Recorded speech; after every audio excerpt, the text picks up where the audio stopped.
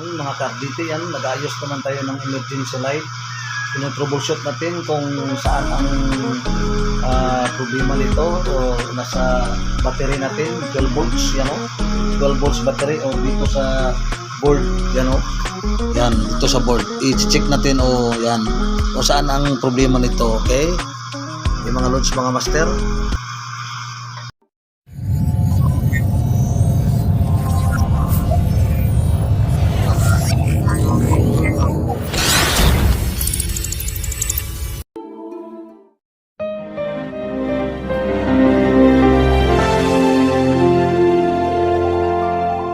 Ito na mga master, mga loads, troubleshoot na natin yan, napapansin talaga natin mga loads, mga master, dito sa 12 volts battery natin walang problema kasi yung battery natin kadalasan may lifespan nito yung 12 volts battery nito na may lifespan nito hanggang 1.5 year lang ito, minsan 1 year lang ang lifespan ng battery na 12 volts natin, pero okay pa man siya, wala pang di pa naman nagdi-drain yung battery, tapos walang problema. Dito tayo nag focus man sa board, sa fuse tingnan na natin dito sa board, dito talaga ang nagka-problema sa board natin.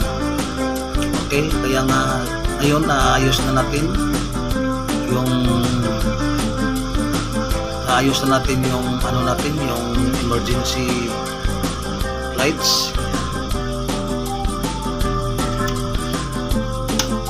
Ayos na natin yan, tester na natin yung emergency light natin kung nag-okay na. Okay, itong mga loads yan, nag-okay na yung pan natin, emergency yan, yan, pumapalo na yung tester natin, yan, naka-plug na ano na yung tester natin dyan, yan, pumapalo, bibitawan ko, yan. Oops, hindi na siya, tawan ko, hindi na siya pumapalo. Lagay ko naman to tester, yan, pumapalo siya, yan. Press ko naman sa plug natin, yan, okay naman yung tester natin, bitawan ko naman, yan, okay na. Saksak na natin ito sa hour, yan, saksak natin dito, yan na, saksak na. Tingnan natin yung emergency light natin kung may ilaw. Ayan na, umiilaw na mga loads, mga master, yan, umiilaw na.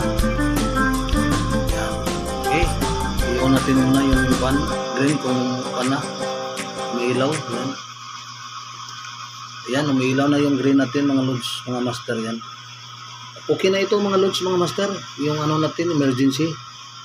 Dito lang nagkaroon ng konting problema sa board natin, yan. So i-unplug natin yan mamaya kasi hindi pa naka-charge ng ipa-unplug natin yan mamaya. Iilaw yan, try muna natin, ayan, parang nagdi-dim yung ilaw natin. Kaya nga i-charge natin ng ng mahabang oras yan para malalaman natin kung nag-okay na yung emergency light na natin. I-charge po natin matagal.